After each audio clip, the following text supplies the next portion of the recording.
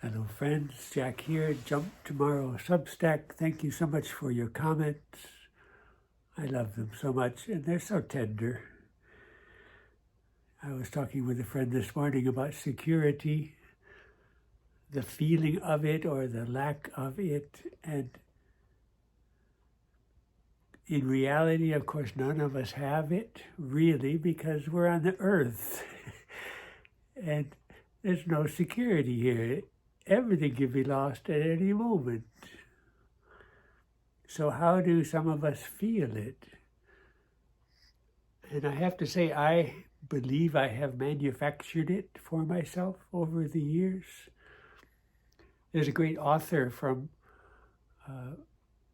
World War II era, Antoine de Saint-Exupéry. He is famous for The Little Prince, but he was a pilot for years.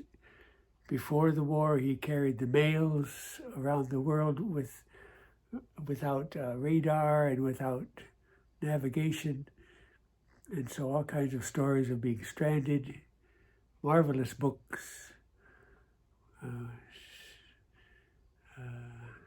Sea, Sand, and Stars, I think, is the one I like. But Flight to Arras was a story of flying in wartime. And he says that humans don't realize their connection to the spirit, I guess he's trying to say, the immortality of us until you're in a war or a crisis and you see yourself acting as though you know that the body is nothing. A parent will rush into a house of burning home for their child.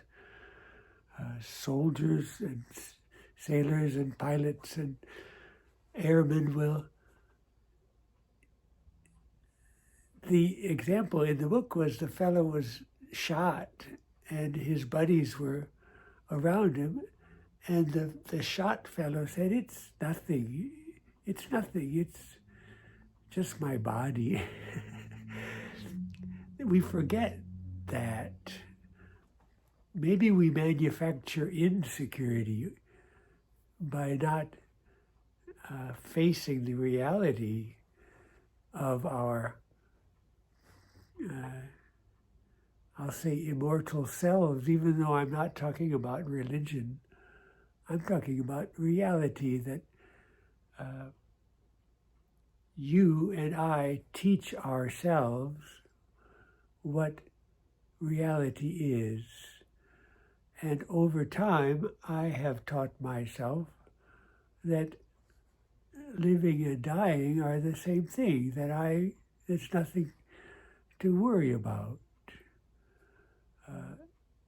that I'm never alone. I have been alone, and when I am, I feel that I am not alone.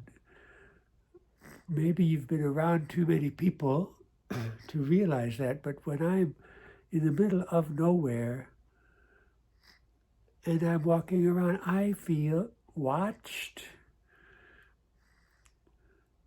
And that's not a bad thing.